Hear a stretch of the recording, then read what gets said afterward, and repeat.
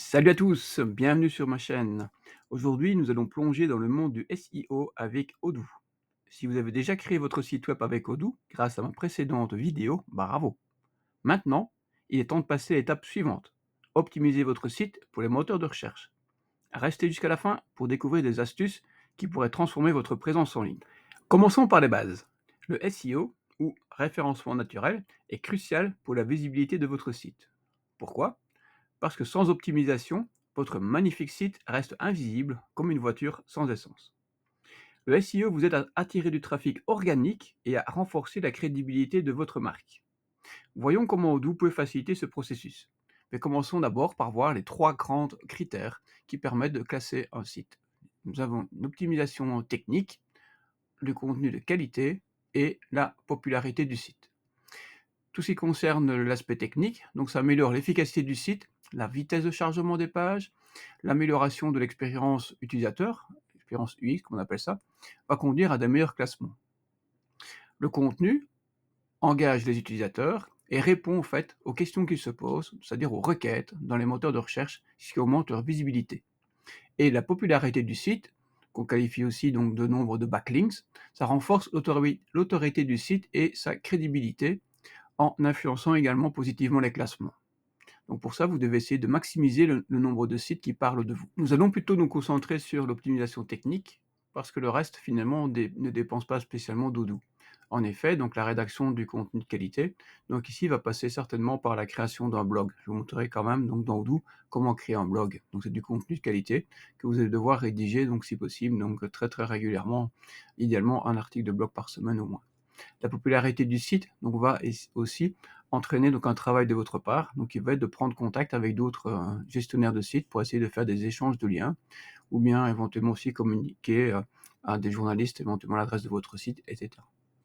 Voyons maintenant donc l'optimisation technique. Donc je reviens sur le site qu'on avait créé ensemble, mon magasin de fleurs odoo.com. Je reviens dans la partie modifier. Au niveau technique, donc il faut savoir qu'il est déjà très important de bien construire vos pages. Donc une page, donc chaque bloc de texte qui constitue donc la page doit être défini donc selon une balise. On a ici la balise en tête 1, donc qui est le grand titre. Donc chaque page ne peut avoir que un et un seul grand titre. Si je descends un petit peu ici, sur activité, je suis en tête 2. Je descends. Ici, je suis en tête 3, etc. Et le texte, donc lui, va être en normal. Donc c'est très important de bien respecter cette structure, donc d'avoir un grand titre et plusieurs sous-titres et éventuellement des sous-sous-titres, etc. Si je passe en outil inspecter, pour vous montrer un petit peu, on appelle ça aussi des H1. Donc je viens ici, je fais un clic droit sur inspecter. Donc j'ai ici sur la partie droite mon grand titre qui est ici en H1, donc c'est bien le tout grand titre de la page, il n'en faut que un et un seul. Clic droit inspecter pour vous montrer qu'on est bien en H2. Voilà, c'est comme ça qu'on peut vérifier au fait le codage Odoo. Donc Odoo l'appelle ça comme ça, lui, en tête. Sur certains autres constructeurs de pages comme WordPress par exemple, donc là on va travailler avec directement H1, H2, H3. Donc ici on est plutôt dans les parties donc en tête. Donc ça c'est déjà très important, donc de ne pas vous tromper. Donc chaque fois que vous avez des titres, donc de bien les structurer. Donc un grand titre, donc des sous-titres et le texte en paragraphe. Ça c'est la première chose. Deuxième chose, chaque fois que vous avez des images, donc ici c'est une image, donc nous allons ici une description de l'image, qui est très important donc parce qu'elle va être ajoutée, si vous voulez, au code source donc de la page, qui va permettre au moteur de recherche de savoir de quoi ça parle. Et puis on a une infobulle, donc ça veut dire quand on va passer la souris dessus, donc le visiteur, donc lui, donc saura au fait de quoi votre page parle. C'est aussi important donc de la compléter. Donc qu'est-ce qu'on va y renseigner donc dans la description? Donc vous allez parler évidemment, utiliser tous les mots-clés de votre page. Et expliquer, décrire un petit peu, donc ici c'est une rose, etc. Donc, moi j'y inclus aussi le nom de ma page, donc très souvent. Donc j'expliquerai ici. Donc c'est une rose blanche sur un fond brun dans mon magasin de fleurs odoo.com, ainsi de suite. Voilà, c'est très important pour le référencement. Notez au passage que Odoo, donc lui-même, va remplacer le format JPG de toutes vos photos, ou PNG éventuellement, par le format WebP. Le format WebP, c'est un format qui a été développé par Google, et donc qui est un format beaucoup plus compressé que le JPG. Donc ça, il faut savoir déjà au niveau technique qu'Odoo va le faire à votre place, donc ce qui est génial. Autre chose à ce propos-là, c'est qu'il va aussi compresser vos images, donc automatiquement. Donc si vous mettez des images de grande taille, il va aussi les compresser de façon à l'afficher donc lui-même. Donc ça, c'est des choses géniales, donc qui ont été vraiment améliorées au fil des versions, dans la version 18 ici de 2025, donc ça se passe très bien comme ça. Ce que vous devez faire également, donc, c'est ajouter une série de liens, en fait, vers d'autres parties de votre site, donc comme ici. Donc on a une partie, donc contactez-nous, donc qui est là, donc c'est un bouton d'action. Ici, vous voulez ici en dessous, donc on a la possibilité de pointer donc vers une autre page de notre site. Donc comment on fait pour ça? Donc vous pouvez tout effacer et si vous mettez le slash, il va vous proposer donc toutes les pages au fait donc qui sont sur votre site. Et donc c'est intéressant de le faire aussi. On appelle ça du maillage interne. D'accord? Ici, donc voilà, je vais pointer donc vers une autre page de mon site. Donc c'est un lien cliquable. Et vous pouvez bien évidemment aussi pointer vers d'autres parties donc externes alors à votre site. Ça aussi Google apprécie bien, surtout quand vous rédigez donc des articles de blog. Donc on pourrait très bien le faire ici, voir par exemple si on parle de la ville de Bruxelles, on pourrait mettre voir le site de, je vais mettre ici.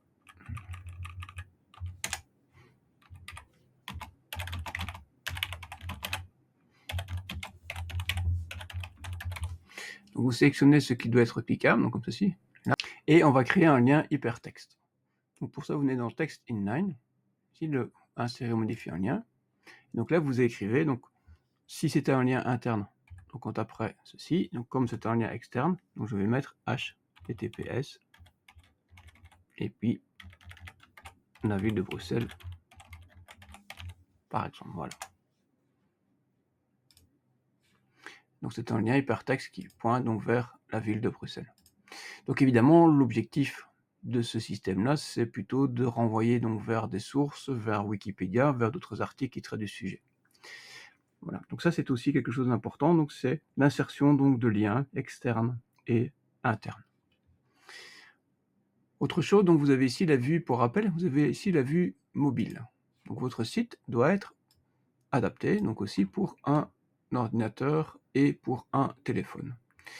Alors imaginez que vous ayez mis une vidéo par exemple ici, à la place donc de ceci, et bien sur un téléphone, ça peut vite alourdir et ralentir la vitesse de chargement de la page. Donc vous pouvez très bien la désactiver donc, pour le téléphone. Comment? Simplement en venant cliquer ici sur, hop, on a vu là, et ça a disparu de votre téléphone. Donc sur l'ordinateur, donc ça va rester, et dès qu'on passe sur vue téléphone, ça disparaît. Oui, donc on peut cliquer ici, et on peut évidemment la rajouter.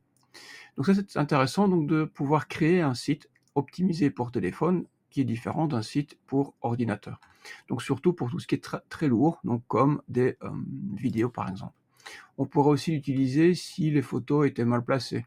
Bon, dans ce cas-ci, ça fonctionne bien. Ouais, ici 2, 3, ok, c'est bien. Voilà, donc j'ai rien à supprimer, mais on pourrait très bien dire qu'on veut déplacer donc des photos par exemple ou autres entre une vue téléphone et une vue ordinateur. Pour la partie créer blog, donc je vais enregistrer ceci, donc ça je vous en ai pas encore parlé. Donc vous pouvez ici aller dans le bouton nouveau, tout au-dessus, et vous pouvez ici ajouter un premier article de blog et ainsi de suite. Alors donc là n'oubliez pas qu'avec la version gratuite, donc vous pouvez créer un site web, une boutique, mais pas une troisième application, donc qui serait un article de blog. Si vous faites ça, vous passerez dans le système payant. Si maintenant vous disposez de toutes les applications Odoo, je vous encourage vraiment à créer un blog, puisque c'est grâce à ça que vous allez pouvoir optimiser votre site davantage encore. Comment? En répondant à un maximum donc, de questions que les gens se posent donc, dans le moteur de recherche. Ça, c'est la partie blog. Il faut savoir également donc, que au niveau Odoo, donc il va générer ce qu'on appelle un sitemap. Un sitemap et un petit fichier robot.txt. Ça, je vous remets ici la petite explication dans la documentation d'Odoo 18. Donc là, je vais vous expliquer ceci pour les mots-clés, mais il faut savoir que donc ici, là, voilà, donc c'est intéressant, c'est que Odoo génère un fichier robot.txt, ici tout seul, donc il va au fait communiquer avec les moteurs de recherche donc, qui viennent sur la partie, de votre site. Et le plan du site, il est généré aussi automatiquement, c'est un petit fichier sitemap.xml qui va être généré et mis en cache automatiquement, et toutes les 12 heures mis à jour automatiquement par Odoo. Donc c'est vraiment génial, donc ils ont aussi ajouté ces deux fonctionnalités là pour le site. Alors, revenons sur le site et voyons maintenant donc tout ce qui concerne la description, métadescription, la gestion des mots-clés. Donc pour ça, donc vous avez ici dans la partie donc, site et vous avez optimiser le référencement. Site, optimiser le référencement. Alors quand vous venez ici, donc vous allez bien évidemment commencer à définir donc le titre donc, de votre site. Ici, donc vous allez le définir. Je vous encourage aussi à rédiger une description, on appelle ça la métadescription, donc qui va s'afficher de cette façon-ci dans les résultats de recherche. Donc c'est intéressant d'y ajouter des mots-clés, mais aussi n'oubliez pas que c'est ça aussi qui va faire que les visiteurs et ceux qui utilisent les moteurs de recherche donc, vont cliquer ou pas. Donc c'est aussi ceci joue aussi un rôle commercial et de marketing.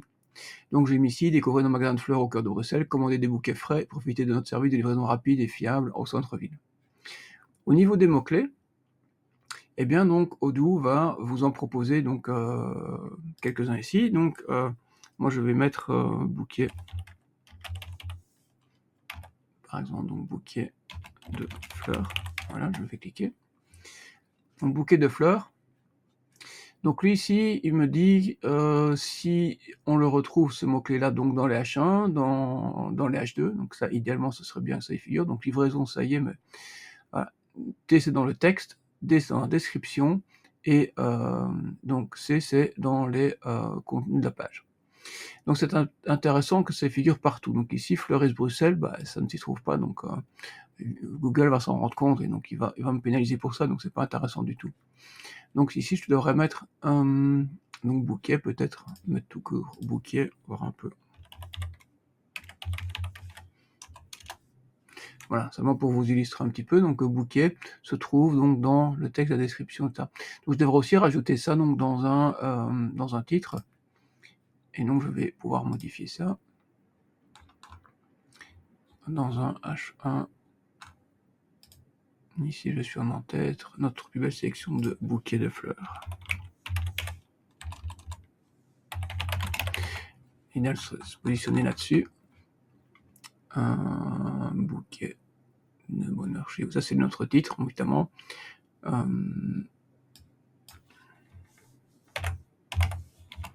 Nos bouquets de fleurs et de bonheur chez vous. Bon, on peut étirer un petit peu. Voilà, on va réduire ça un petit peu. 64, c'est un peu beaucoup. Voilà. Donc, je vais enregistrer.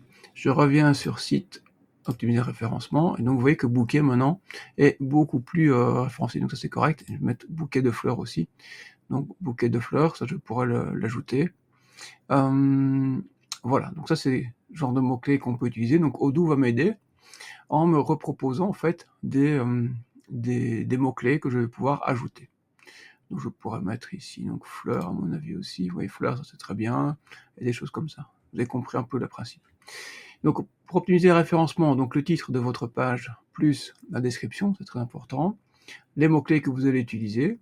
Alors ici vous avez une image qui va être ajoutée au fait si les personnes donc veulent afficher ou partager votre site sur les réseaux sociaux. Donc c'est aussi important, vous pouvez choisir ici la photo que vous allez ajouter donc sur les réseaux sociaux. Voilà, donc c'est important. Voilà. Donc si je passe maintenant sur la partie, donc ça vous avez ça page par page évidemment, hein, donc contactez-nous. On peut faire aussi site, optimiser le référencement, vous voyez ça, il faut faire ça page par page évidemment, toutes les pages de votre site.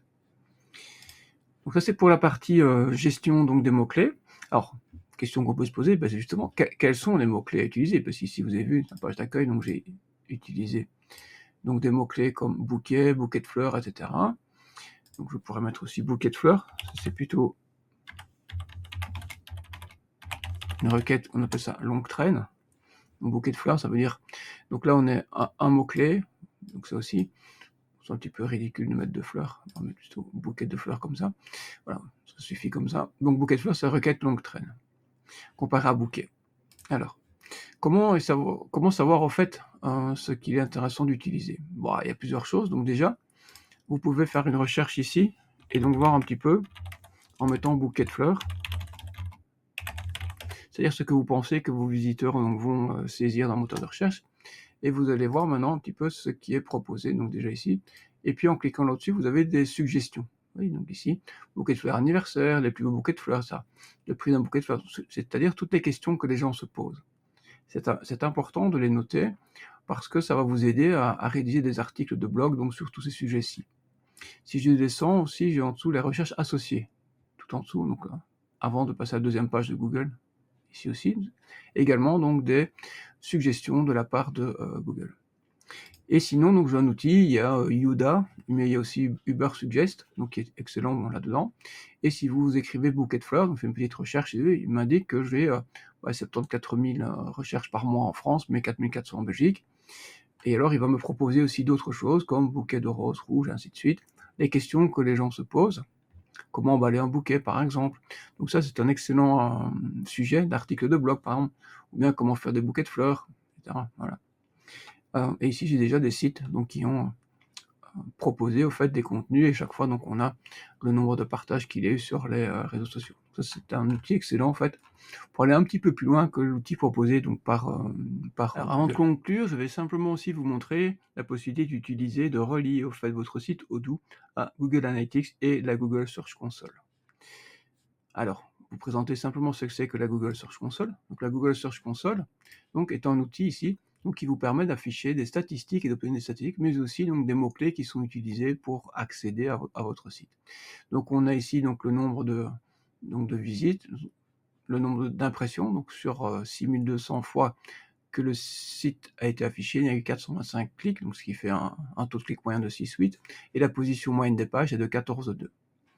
Donc ici on a le nombre de pages qui sont affichées, etc. Et puis vous avez donc les requêtes utilisées, donc les requêtes, c'est-à-dire les mots-clés qui sont utilisés par les visiteurs afin de se rendre sur le site. Vous avez également le sitemap, ici, où vous allez pouvoir écrire, dans le cadre d'Odoo, donc sitemap.xml, ici, et vous pouvez cliquer sur envoyer, voilà, envoi du sitemap.